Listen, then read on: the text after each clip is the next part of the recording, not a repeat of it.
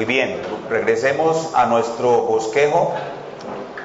Ya vimos la salvación planeada, más o menos. O sea, hermanos, sobre esto hay mucho más que estudiar y más que decir, pero ya ustedes en su estudio personal revisarán todo el material bíblico e irán versículo por versículo incrementando su seguridad con respecto al consejo eterno de redención. Créame que su vida cristiana va a cambiar cuando usted crea que Dios ha decretado todo lo que sucede, y no solamente en la historia de la salvación, sino en la historia de su vida y de toda la humanidad. Donde usted se familiarice con la doctrina de los decretos de Dios y con el consejo eterno de redención, que es parte de esos decretos, su vida cristiana va a crecer, su concepto de Dios, usted va a tener un concepto de Dios mucho más alto, mucho más grande. El problema que tenemos en nuestros días es que Dios es muy pequeño en la mente de muchos, pero nuestro Dios es un gran Dios. Entonces, esta doctrina del consejo eterno de redención, del decreto eterno de redención o de los decretos de Dios, es una doctrina maravillosa que exalta la grandeza de nuestro Dios. Bien, la dejamos entonces así, pasamos ahora a la salvación necesitada. Ya pasamos de la salvación planeada a la salvación necesitada. Cuando hablamos de la salvación necesitada, hacemos mención de nuevo a la mente de Dios. Cuando hablamos de la salvación necesitada, vamos a aterrizar en el hecho de que el hombre necesita la salvación. El hombre, Adán, ya creado como hombre, cuando cae en pecado necesita la salvación, pero es necesario que nosotros pensemos primero que la salvación también fue una necesidad para el hombre en la mente de Dios. O sea que volvemos al tema anterior, al tema del plan de Dios. Y en el tema del plan de Dios vemos que Dios elabora su plan sobre la base de que el hombre necesita la salvación. Y la palabra de Dios nos muestra eso, y eso nos ubica en que para que haya salvación tiene que haber un ser que tiene que ser salvado. ¿Sí es así o no es así? Bueno, entonces ese ser que tiene que ser salvado, si todo esto viene de la mente de Dios, entonces ¿cómo estaba ese ser en la mente de Dios cuando Dios decidió salvarlo? Necesitando salvación. Entonces, la depravación del hombre está en la mente eterna de Dios. Por eso no podemos apoyar, hermano, que preguntabas ahora, supralapsarianismo o infralapsarianismo. Nosotros no sabemos eso. Lo que sí podemos decir es que cuando Dios decidió hacer un plan de salvación es porque había una criatura que necesitaba ser salvada. Y los textos en la Escritura, pero de nuevo repito, necesitaba ser salvada en la mente eterna de Dios, y allí no sabemos cómo existían las relaciones entre las cosas, si previa o posterior, no lo sabemos. Pero la palabra de Dios nos muestra claramente que para hablar de salvación, aún en la mente de Dios, debe haber una criatura que necesita ser salvada. Veamos por ejemplo Efesios capítulo 1, verso 4. Efesios capítulo 1, verso 4. Dice Efesios 1, 4. Según nos escogió en Él, antes de la fundación del mundo, para que fuésemos santos y sin mancha delante de Él. Ubiquémonos por un momento en ese antes de la fundación del mundo. Nos está ubicando en la eternidad, ¿cierto? Dice que allí en la eternidad nos escogió. ¿Y nos escogió para qué? ¿Para qué nos escogió? Dice el pasaje. Para ser santos. ¿Eso significa que en su mente éramos santos o necesitábamos ser santos?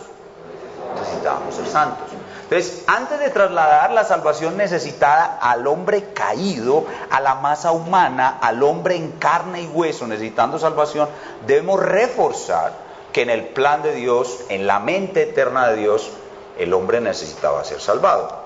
Otro texto clave, 2 Tesalonicenses 2:13. 2 Tesalonicenses 2:13.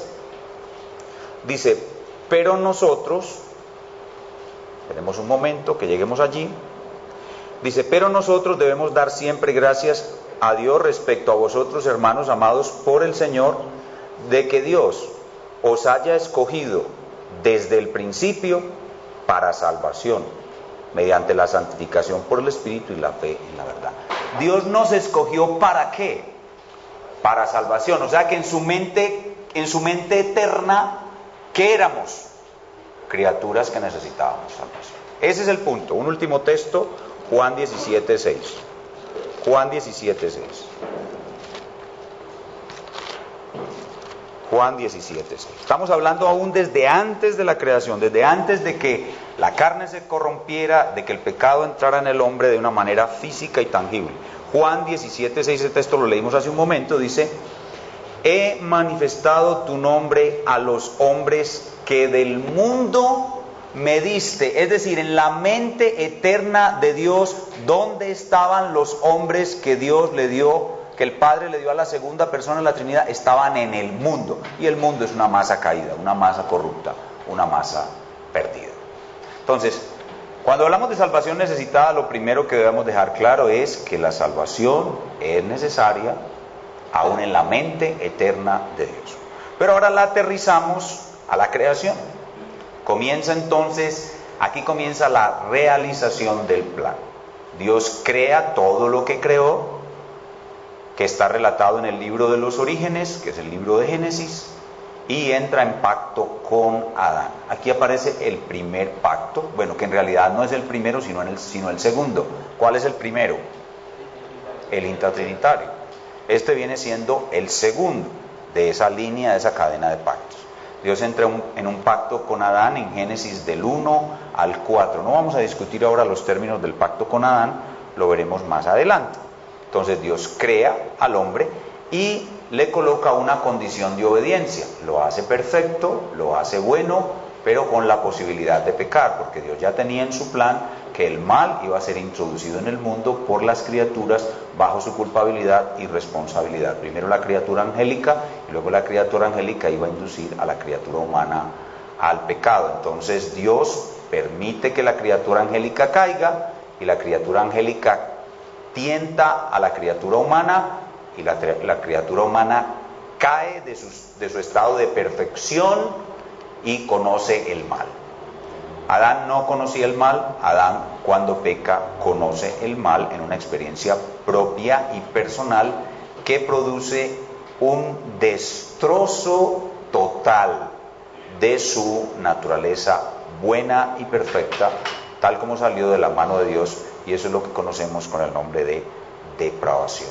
Pues, la caída produce en el hombre un estado de depravación. La depravación del hombre es la salvación necesitada. Cuando el hombre entra en un estado de depravación, el hombre creado y caído necesita salvación. Aquí hay que hacer alguna precisión con respecto a la criatura angélica. La criatura angélica fue creada con la posibilidad de caer, pero no redimible. La criatura angélica no fue creada redimible. La criatura humana fue creada con la posibilidad de caer irredimible. Por eso no hay plan de salvación para los ángeles. Sí hay plan de salvación para el hombre. Y en eso Dios muestra su soberanía. ¿Por qué Dios no redimió a los ángeles? No, eso sí no lo sabemos. No podemos saberlo. Podemos decir para mostrar su gloria, la gloria de su justicia, para mostrar su soberanía, pero no podemos decir más. Pero la Biblia nos permite ver que Dios creó al hombre redimible. Al ángel no. El ángel no fue creado redimible. Entonces, una vez el hombre cae en su depravación, Dios comienza a mostrar el plan que diseñó en el Consejo Eterno de Redención. Pero la gloria de Cristo, que es, recuerden, el propósito último del plan, es la gloria de Cristo, solo puede verse en todo su esplendor si podemos ver en toda su profundidad la depravación en que el hombre cayó. Voy a volver a repetir eso. La gloria de Cristo, que recuerden que es el propósito último del plan, solo puede verse en todo su esplendor si podemos ver la profundidad a la que el hombre cayó. O sea, la profundidad de su depravación. Entonces, cuando hablamos de salvación necesitada, lo que queremos responder es ¿qué tanto necesitaba el hombre ser salvo? Y para responder eso tenemos que entender qué tan profundo afectó al hombre la caída. ¿Qué tan profundo afectó al hombre la caída? Y eso es lo que vamos a discutir en este tiempo hablando de depravación humana. ¿Qué tanto afectó al hombre la caída? Y entonces nosotros hablamos de que la Biblia enseña la doctrina de la depravación total humana. ¿Enseña la Biblia la doctrina de la depravación total humana? Nosotros creemos que sí. Y ahí tienen en la pantalla un resumen de las citas bíblicas que enseñan que el hombre es un ser depravado. Un pequeño resumen. Hay alrededor de unas 200 citas que hablan sobre el hombre como un ser malo, haciendo el mal. Yo creo que son más, porque pues la Biblia desde el principio hasta el fin muestra la corrupción humana. Pero estas citas hablan de ella de una manera directa. Otras son más indirectas, pero estas citas hablan de la corrupción humana, de la depravación total humana, de una manera directa. Entonces ya sabemos para dónde vamos al hablar de la salvación necesitada y por qué tenemos que ahora detenernos un poco en la doctrina de la depravación total humana. Entonces vamos a mirar cómo estudiaríamos la Biblia, en la Biblia la doctrina de la depravación total humana. Y vamos a utilizar un bosquejo. De nuevo, esto es un ejercicio de teología sistemática. Tomamos todos los versículos, estudiamos todos los versículos en su contexto, podemos entender las ideas principales que hay en esos textos y los ordenamos de tal manera que resulten lógicos, comprensivos, más recordables, más asimilables y más integrables con el resto de la teología sistemática a fin de que podamos comprender mejor nuestra materia, que es la teología, la doctrina de la salvación. Entonces vamos a usar un bosquejo, que es un ejercicio de teología sistemática.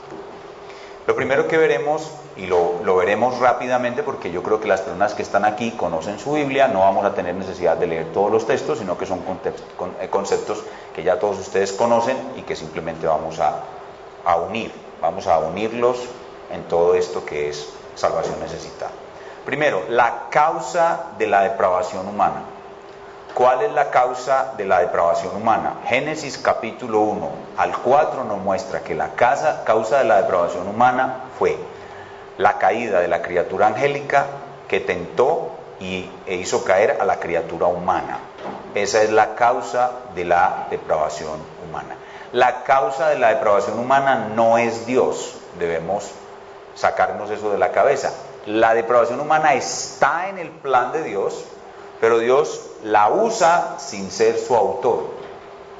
Lo hace de tal manera que Él permite la depravación humana, permite el mal en su creación, a pesar de que Él es bueno y su creación es perfecta. Permite el mal, la usa, pero no es su autor, ni se contamina ni se ensucia con ella.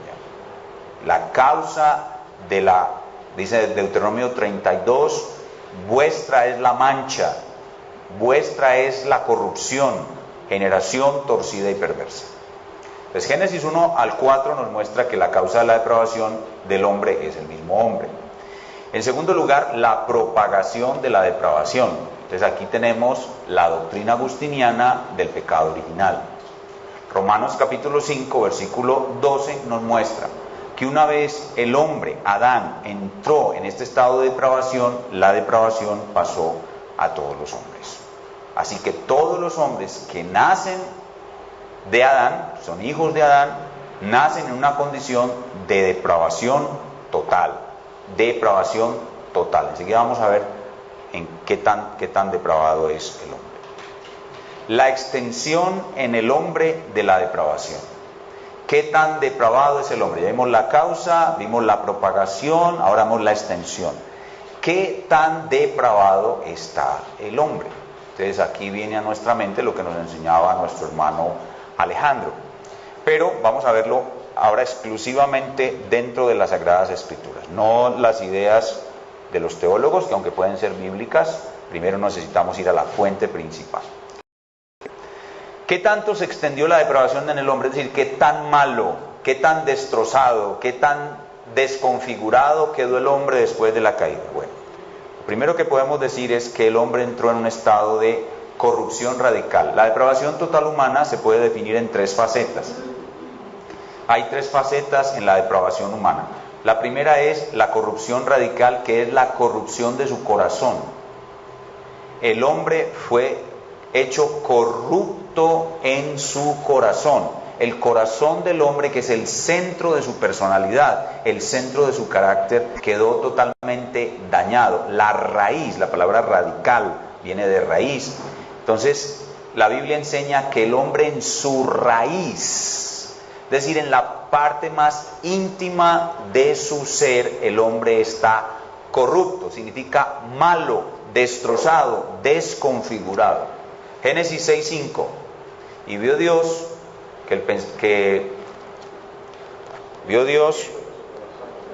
era de continuo solamente el mal.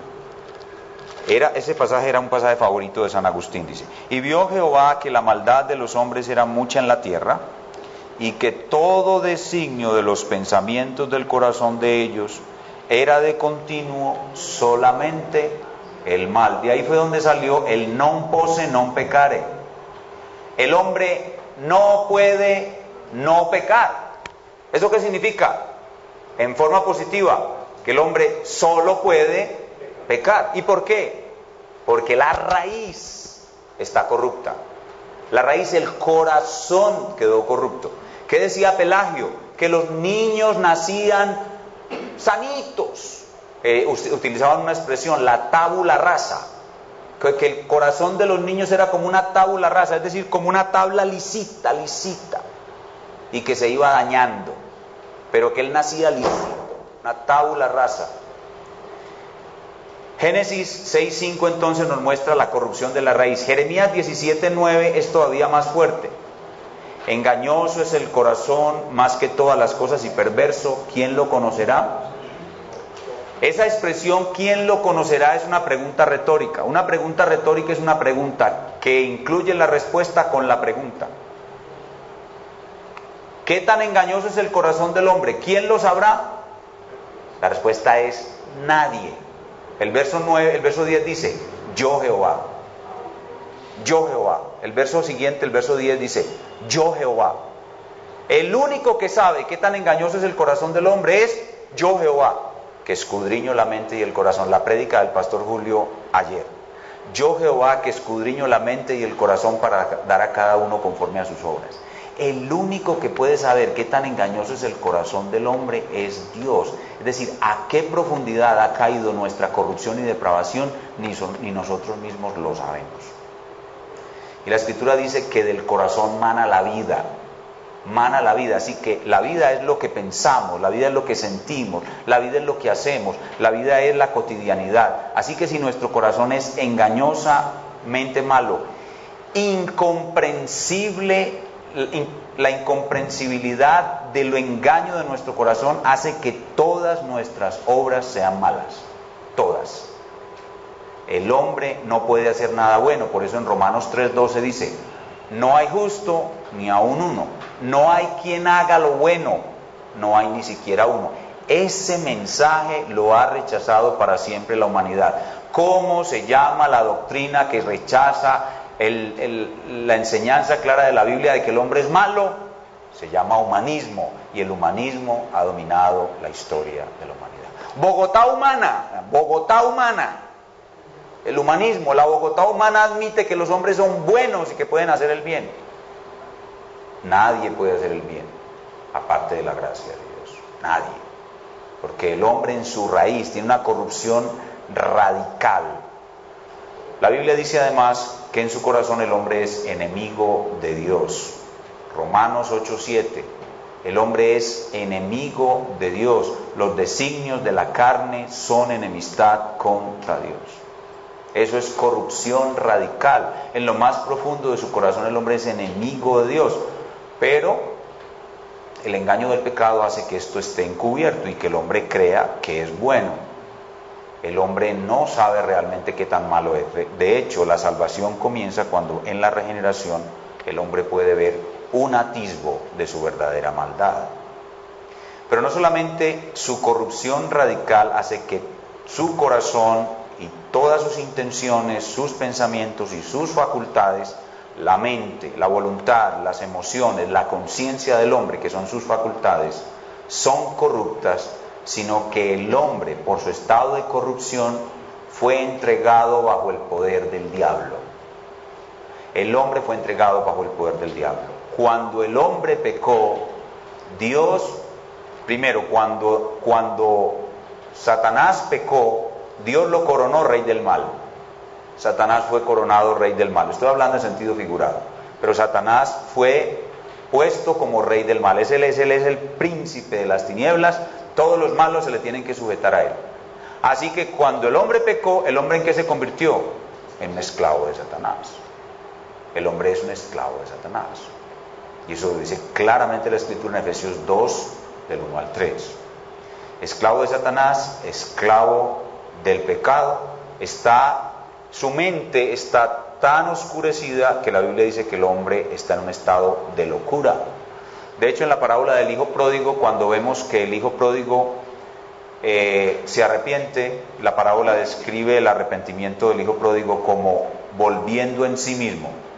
Volvió en sí, o sea que antes de arrepentirse estaba fuera de sí. Así está el hombre. El hombre está fuera de sí, está muerto. La palabra muerto, en Efesios capítulo 2, el hombre está muerto en sus delitos y pecados, describe perfectamente y de una manera resumida la condición de la depravación humana. El hombre es un cadáver, es decir, en relación con Dios, con su reino, con su gloria, con su palabra, con las buenas obras, lo que tiene que ver con la salvación, con la vida venidera, el hombre es un total cadáver. Por eso cuando usted le habla a un hombre sin que el Espíritu Santo lo regenere, es como si le estuviera hablando a un muerto. Cuando usted le habla el Evangelio a un hombre sin que el Espíritu lo regenere, usted le está hablando a un muerto. Trate de venderle un seguro de vida a los que están en las tumbas de un cementerio. Eso es más o menos evangelizar. Eso es evangelizar. A menos que el Espíritu Santo venga y le dé vida al muerto para que el muerto le pueda oír, usted no va a lograr absolutamente nada. Porque el hombre está muerto, es un cadáver, no se puede mover, no puede oír, no puede sentir, no tiene afecto hacia Dios. Un muerto no tiene afecto hacia nadie, no tiene afecto hacia el bien, su afecto es todo hacia el mal. Pastor, y entonces, ¿cómo es posible que haya tantas personas buenas en el mundo? El plan de salvación es tan misterioso que a Dios le plació colocar sobre la faz de la tierra una forma particular de su gracia por medio de la cual estos hombres malos y totalmente depravados pueden hacer cosas relativamente buenas. Y esto con el propósito de hacer este mundo vivible. Donde Dios no colocara en el hombre una gracia particular que se llama gracia común, porque no salva. Si Dios no coloca en los hombres que hay sobre la faz de la tierra algún atisbo de poder hacer cosas relativamente buenas, este mundo sería invivible. La maldad de los hombres sería incalculable, incalculable. Lo que hemos visto hasta ahora de personas malas, Pablo Escobar, Hitler, el Chapo Guzmán y todos estos, son unos niños de kindergarten al lado de lo que pueden llegar a ser. Esa es la depravación humana. El hombre está muerto, el hombre no puede levantarse de su pecado, aunque él cree que en cualquier momento puede hacerlo. Y eso es lo que es el semipelagianismo. El semipelagianismo, como decía Sproul en la cita que compartió Alejandro, creen que el hombre sí está afectado, pero no está muerto. Esa expresión que usaba Sproul es bien ilustrativa. Hay una isla de bondad que le permite al hombre hacer el bien, pero eso no es lo que enseña la Escritura. La Escritura enseña que el hombre está radicalmente corrupto. Significa que en él no queda nada bueno, y si hace alguna cosa buena es por la gracia común de Dios, y eso no es un bien verdadero, sino un bien relativo. Eso es corrupción radical. Pero a esa corrupción radical tenemos que añadir incapacidad total. La depravación humana pasa entonces por la corrupción radical, pero también por la incapacidad total. Y de esa figura que usábamos ahora de que el hombre está muerto, se desprende esta incapacidad. Por ejemplo, el hombre está incapacitado para hacer buenas obras. ¿Qué dice Isaías 64:6 sobre las buenas obras que hacemos los justos? Que son trapos sucios de inmundicia.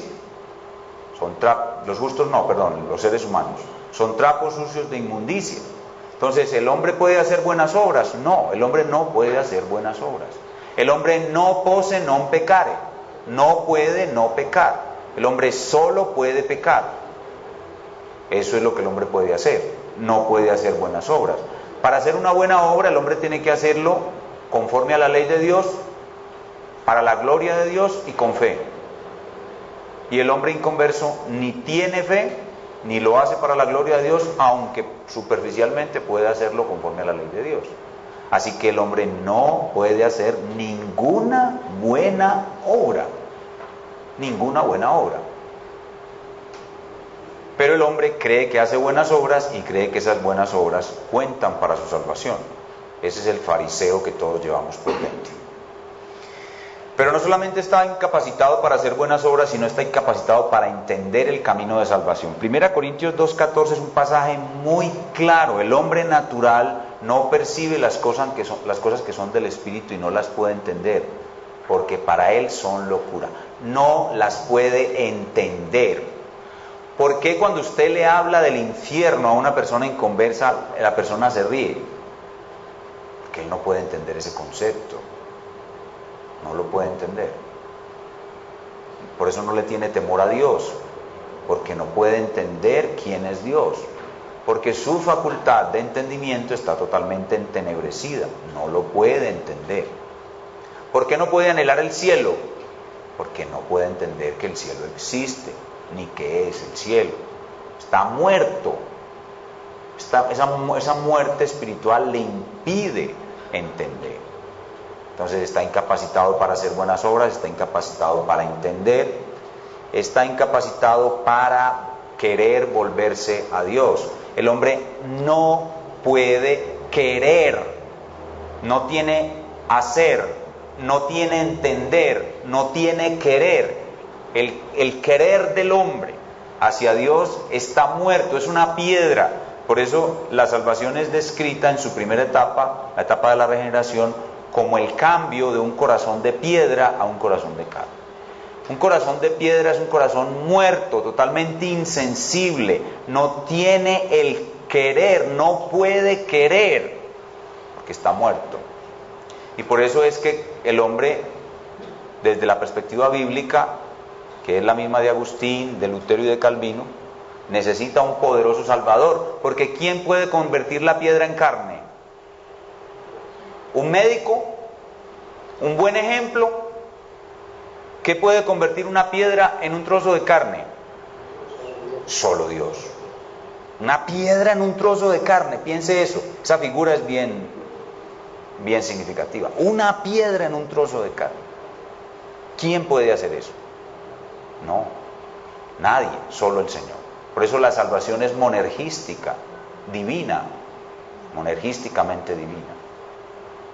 Por eso, porque es que la obra que tenemos por delante es una obra más que colosal. Nadie puede convertir una piedra en carne. Nadie puede hacer que un muerto oiga, sienta, quiera, viva. Nadie, solo Dios. La depravación humana es la muerte del hombre. Cuando Adán pecó, Adán murió, aunque fue sepultado a los 940 años. Pero cuando Adán pecó, Adán murió. Y su mujer y toda su descendencia murió y nacieron muertos. Y nacen con su corazón corrupto desde la raíz, desde lo más profundo. Y nacen con su corazón totalmente incapacitado para hacer el bien, para entender la verdad, el evangelio, para querer volverse a Dios. Por eso Filipenses 2:13 dice que Dios tiene que poner el querer. porque en el hombre natural el querer está muerto, pero también está incapacitado por todo esto para regresar a Dios. El hombre no puede regresar a Dios. Por eso cuando Adán fue expulsado del paraíso, un querubín con una espada de fuego sellaba el camino de regreso al paraíso, porque el hombre por sí mismo no puede regresar a Dios. Dios tiene que venir a buscarlo, sacarlo de su muerte, darle una nueva vida, hacer de él una nueva creación, sostenerlo todo el tiempo de su peregrinación hasta que entre al paraíso. Jesús lo dijo en Juan 6:44: ninguno puede venir a mí si el Padre que me envió no le trajere, y yo le resucitaré en el día postrero. Lo repite en el 65: por eso os he dicho que ninguno. ¿Cuántas personas se pueden exceptuar de la palabra ninguno? Ninguna. Nadie, ninguno en la humanidad, ninguno de los hijos de Adán puede venir a Cristo. ¿Por qué? Porque está muerto. Su corrupción es radical, su incapacidad es total. No puede, incapacidad. Y por eso la única forma de poder ser salvo el hombre es por la gracia de Dios. Que Dios obre un milagro de salvación que se llama nuevo nacimiento, o nueva creación, o nueva resurrección, por gracia. Solo el hombre puede ser salvado cuando Dios le concede la gracia del arrepentimiento. Solo el hombre puede ser salvado cuando Dios le concede la gracia de la fe. La fe y el arrepentimiento son dones de Dios. Hechos 11:18, Filipenses 1:9, 2 Timoteo 2:25. La fe y el arrepentimiento son dones de Dios. Después de estudiar su famosa doctrina de la depravación total humana, San Agustín representa al hombre sin Dios así. Eso es depravación total. ¿Qué esperanza ven ustedes ahí? ¿Qué posibilidad ven ustedes ahí? ¿Qué luz ven ustedes ahí? Ninguna. Pero los que no entendieron esto, los que, se desviaron, como decía Alejo, algunos con buenas intenciones, lo ven así: semipelagianos y arminianos, y el más atrevido de todos, Pelagio, lo ve así. Entonces nosotros somos entendidos de que Agustín tenía la razón y por eso militamos en sus filas. Esta es la doctrina de la depravación total humana. Hemos visto corrupción radical, incapacidad total, pero nos falta un tercer elemento, y es que el hombre no es una víctima inocente de su depravación. Eso es muy importante. El hombre no es una víctima inocente de su depravación. El hombre entró en su depravación voluntariamente. El hombre permanece en su depravación voluntariamente. El hombre ignora la fe y el evangelio que lo puede sacar de su depravación voluntariamente. El hombre no es como una víctima de un accidente que no puede auxiliarse a sí misma. No. El hombre es el causante del accidente que no le permite auxiliarse a sí mismo. Él no es una víctima inocente de su depravación. El hombre tiene una responsabilidad absoluta. Es absolutamente responsable del estado de depravación de toda la raza. Porque la responsabilidad de Adán es la responsabilidad de todos, es lo que se llama una responsabilidad representativa o de cabeza federal. Todos nosotros estábamos en Adán cuando pecó Adán. Todos somos responsables con Adán. Y si a nosotros nos hubiera tocado ser Adán, hubiéramos hecho lo mismo. Pero no solo, Deuteronomio 32:5 enseña eso. Pero no solamente somos responsables absolutamente del estado de depravación de toda la raza, sino que somos responsables de cada acto depravado que cometemos. Nosotros no somos víctimas ni de la determinación de Dios, ni de las circunstancias. Nosotros somos agentes libres y responsables que hacemos lo que queremos. Y por eso somos responsables de cada acto depravado que cometemos. Por eso Santiago dice: ninguno diga que es tentado de parte de Dios, porque Dios no puede ser tentado y Él no tienta a nadie, sino que cada uno de su propia concupiscencia es atraído. El deseo da origen al pecado y el pecado da origen a la muerte. Santiago 1, 13, 15. Pero no solamente eso, el hombre no solamente es responsable del estado de toda la raza, sino del estado de cada acto depravado que comete, sino que también el hombre es responsable de salir de su depravación.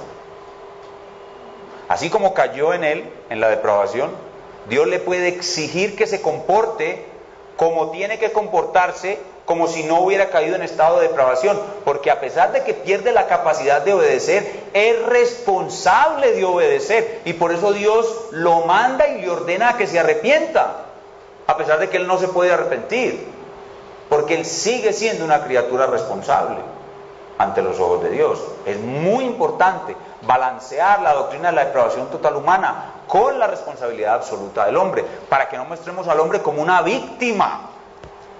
El hombre es un agente responsable, él no es una víctima de un accidente que no se puede auxiliar él mismo. Él es el causante del accidente. Él no es la víctima, él es el causante. Cuando el hombre ignora el llamado de Dios, la ley de Dios, el juicio de Dios, lo hace voluntariamente, lo hace porque quiere. Y por eso es responsable. Y por tal razón es responsable de la condenación definitiva que le va a sobrevenir si no se arrepiente en el transcurso de su vida. Y por eso es que cuando nosotros entremos en la gloria de Dios, en el reino eterno, estemos delante del trono de Cristo, y Cristo y Dios sean vindicados, su plan va a ser vindicado, porque este plan genera muchas dudas en la gente. Incluso hay muchos cristianos que dudan si este plan es justo, si realmente la condenación de los impíos es justa. Cuando eso sea vindicado, el primer himno que vamos a cantar en la presencia de nuestro Dios será este: justos y verdaderos son tus caminos, Rey de los santos. Justa es la condenación de los impíos. Eso será lo primero que cantemos, muy distinto al contenido de los himnos, de los cánticos de hoy, ¿no? Muy distinto. Lo primero que vamos a cantar es: la condenación de los impíos es justa. La salvación de los creyentes también lo es. Pero lo primero que cantaremos será: la condenación definitiva del hombre depravado es culpa suya. El hombre no es condenado porque Dios lo condenó. El hombre es el autor de su propia condenación. Y eso está incluido en todo este paquete de depravación total humana. Entonces son tres cosas: corrupción radical, incapacidad total, responsabilidad absoluta. Y obviamente aquí, cuando estamos hablando de estas cosas, se configura una doctrina muy clara que está en las Escrituras, que Alejandro la mencionó, que la iglesia de nuestros tiempos ignora voluntariamente porque están entretenidos en otras cosas, en la prosperidad, en las danzas, en el culto, en fin, en mil cosas. Ignoran voluntariamente que la Biblia enseña claramente que Dios es soberano y el hombre es responsable. La doctrina de la soberanía de Dios y la responsabilidad humana. Entonces ya vimos el origen de la depravación, la propagación de la depravación y la extensión de la depravación. La depravación es total, extensiva, hasta lo último, radical. Todas sus facultades, en todas sus formas, en todas sus posibilidades, el hombre está corrupto, destrozado, desconfigurado. El hombre, por eso en Romanos capítulo 3 dice: todos se desviaron, a una se hicieron inútiles. ¿Sabe qué quiere decir ahí la palabra inútil? Que es como la basura. ¿Qué es lo único que es totalmente inútil en su casa y que usted saca todos los días? La basura. El hombre, de ser la gloria de la creación, la imagen de Dios, se convirtió en algo totalmente inútil y desechable. Algo como basura, que a Dios lo único que le produce es repudio. Usted no siente ningún afecto por la basura que tiene en el patio de su casa. Así se convirtió el hombre para Dios. Y por eso es que muchos hombres van a ir al infierno eterno y van a recibir el aborrecimiento y la ira de Dios eternamente, porque se convirtieron en algo tan abominable que despierta la ira eterna de Dios. Muchos de nosotros éramos eso, y hoy por la gracia de Dios somos plenamente amados y aceptados por Dios en Cristo. Esa es la extensión de la depravación, y la gloria de Cristo no estará en su pleno resplandor si no entendemos esta extensión de la depravación. Ahora, la consecuencia final de la depravación. ¿Cuál sería la consecuencia final de la depravación? En Apocalipsis 21, en Mateo 25 y en Apocalipsis 20, es la condenación eterna en el lago de fuego que arde con azufre. Las cabras de la izquierda son arrojados fuera al tormento eterno en Mateo 25, y en Apocalipsis 20 los que no se hallaron escritos en el libro de la vida son arrojados al lago de fuego que arde con azufre. Entonces, ¿cuál es la consecuencia final de la depravación? ¿Cuál es la consecuencia final que debería sufrir toda la humanidad? El infierno, el tormento eterno, el lago de fuego que arde con azufre. ¿Cuál es la solución para la depravación? La solución es solamente una. La solución es Cristo. No hay otro nombre bajo el cielo dado a los hombres en que podamos ser salvos. La solución para la depravación está en el plan, se incluyó en el plan, fue lo parte principal del plan. La solución para la depravación es una sola: Cristo Jesús. Ahora, el cristiano y la depravación. ¿Qué pasa con la depravación en el cristiano cuando ya somos convertidos? Más adelante, cuando veamos salvación aplicada, vamos a verlo con un poco más de detalle, pero aquí basta decir rápidamente solo unas pocas cosas. Primero, que el cristiano, ya por la obra de Cristo aplicada en su vida, es libre de la condenación que merece la depravación. No hay condenación para los que están en Cristo Jesús, a pesar de que fueron totalmente depravados, son ahora libres en Cristo de toda condenación. Segundo, están libres de la naturaleza depravada porque tienen una nueva naturaleza. De modo que si alguno está en Cristo, nueva criatura es. La naturaleza depravada ya no es dominante en ellos, sino que, tercero, hay la presencia de una depravación remanente. Los cristianos, cuando somos convertidos, los elegidos, cuando somos convertidos, la depravación es cambiada, hay una nueva naturaleza, pero hay un remanente de la depravación en nosotros, un pecado remanente, y por tanto tenemos una imperfección al realizar las obras que realizamos. Los cristianos no estamos en depravación total, pero sí vivimos en imperfección total, porque la remanente de depravación mancha lo que hacemos y lo convierte en algo imperfecto. Nosotros hacemos cosas buenas, somos los únicos que podemos hacer cosas buenas, pero casi siempre la hacemos en forma imperfecta. Necesitamos la mediación de Cristo. Y los cristianos estamos siendo limpiados progresivamente de esa depravación remanente o de ese pecado remanente. Por eso necesitamos permanentemente de ser salvados hasta el final. Nosotros ya somos salvos, pero todos los días estamos siendo salvados. Es decir, que la salvación que Dios nos dio se está perfeccionando en nosotros. Y tenemos seguridad de absoluta glorificación. Los cristianos veremos la destrucción total de nuestra depravación y seremos objeto de una absoluta, perfecta y total glorificación. Todos los cristianos verdaderos seremos convertidos en una réplica del Señor Jesucristo. Ese es el propósito del plan, llevar a Cristo a la exaltación máxima. Y eso será que Él será exaltado en cada uno de nosotros. Cada uno de nosotros brillará con la gloria de Él. Nosotros seremos imágenes de Cristo poblando toda la tierra. De esa manera habrá una imagen de Cristo en todos los rincones de la tierra, y Cristo será glorificado y exaltado al máximo, teniendo imágenes de Él mismo por toda la tierra.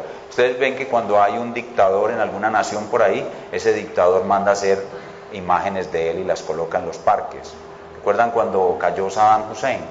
Que la imagen que mostraron de los marines americanos tirando al suelo la estatua. Estatuas como esa habían por todas las ciudades allá en Kuwait, y eso es el deseo del hombre de ser adorado y tener imágenes de él en todas partes. Bueno, eso es ese deseo legítimo. Ese deseo solo es legítimo en el Señor Jesucristo. Solo Él tiene derecho a tener miles y millones, una multitud que no se puede contar de imágenes de Él. Solo Él tiene ese derecho, porque para eso fue encarnado, para eso se hizo el plan, para que Él fuera exaltado de esa manera. Ese es el fin de nuestra salvación, ser la gloria de Cristo expandida sobre toda la tierra, ser imágenes de Cristo poblando toda la tierra. Pero entre tanto que estamos en este cuerpo, somos así. como este perrito. Este perrito muestra lo que ahora somos. Este es un perro negro con pecas blancas o un perro blanco con pecas negras. Es un perro blanco con pecas negras y ese es usted y ese soy yo. La parte blanca del perro representa nuestra nueva naturaleza. ¿Cómo son las personas no creyentes? Son perros totalmente negros. Pero cuando el Espíritu Santo obra en nosotros, Él nos convierte en lo que vemos en este perrito. Ojalá nosotros fuéramos humildes como este perrito. La verdad es que la chanda somos nosotros, yo creo eso. La chanda no es el perro, la chanda somos nosotros. Este perro es blanco porque ese color blanco representa su nueva naturaleza y las pecas negras representan el remanente de pecado que hay en él. Pero cada que vamos a la iglesia los domingos y se predica bien la palabra es expuesta expositivamente, el agua de vida eterna, la palabra de vida que santifica, limpia, y esas manchas comienzan a diluirse, comienzan a perder su tono negro. Cada mancha va perdiendo cada vez más ese tono negro fuerte y se va decolorando cada mancha, cada que escuchamos la palabra bendita. Lo mismo los esposos cuando se reúnen con sus esposas en la casa y el esposo le predica la palabra a su esposa y su hijo, el esposo limpia a su esposa con la palabra, ¿cierto? Eso es lo que dice la Escritura que Cristo hace con su iglesia. La redimió para santificarla en el lavamiento del agua por la palabra. Entonces, eso hace el domingo, cada domingo que vamos a la iglesia sucede eso. Cuando estudiamos personalmente y memorizamos la palabra de Dios, eso sucede. Estas manchas están siendo quitadas. Así que, ¿cuál es el fin de la depravación? Es Cristo. Cristo y su palabra es lo que nos limpia, lo que acaba con la depravación. La muerte en la cruz nos libra de la esclavitud del diablo, del pecado, nos da una nueva naturaleza, y la palabra de Cristo, por eso dice el apóstol, more abundantemente en vuestros corazones, es la que termina esa obra de limpieza de esa depravación. Pero la doctrina de la depravación humana tiene muchos enemigos. Yo recuerdo cuando comencé la obra de plantar una iglesia reformada aquí en Medellín, esta doctrina impactó muchísimo mi corazón. Yo predicaba mucho sobre esto y a toda parte donde me invitaban yo predicaba. Tenía un sermón favorito sobre la mortificación del pecado.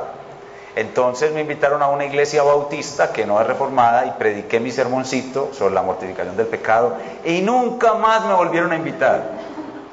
Pero un día, 3 o 4 años después, fui a un edificio de apartamentos a visitar a un amigo y al frente vivía una señora de esa iglesia. Cuando llego a la casa de mi amigo, providencialmente nos encontramos en la puerta con la señora y le dice mi amigo, le presento al pastor Sergio Ruiz, y me dice, yo lo conozco a usted es el de la mortificación del pecado. 4 años después. Eso me llenó de mucha alegría, porque ella por lo menos entendió que es una mujer depravada, que es salvada por la gracia de Cristo y que necesita todos los días mortificar su pecado. Pero eso no lo acepta la gente. Cuando usted va a predicar, si usted va a hacer un ministerio bien fundamentado y va a predicar estas cosas y se va a detener en ellas, usted va a ser rechazado por su propia congregación. Y su propia congregación le va a decir que usted es un hombre sin amor. A mí me lo han dicho infinitud de veces. Tú eres un hombre sin amor, porque predicas muy fuerte, tu prédica es muy fuerte, te falta amor. No. La doctrina de la depravación total humana tiene toda clase de objeciones, va a ser rechazada por toda clase de públicos. De hecho, la iglesia de nuestros días es una iglesia basada en lisonjas, adulaciones a los hombres. El hombre no quiere que le digan que él es depravado.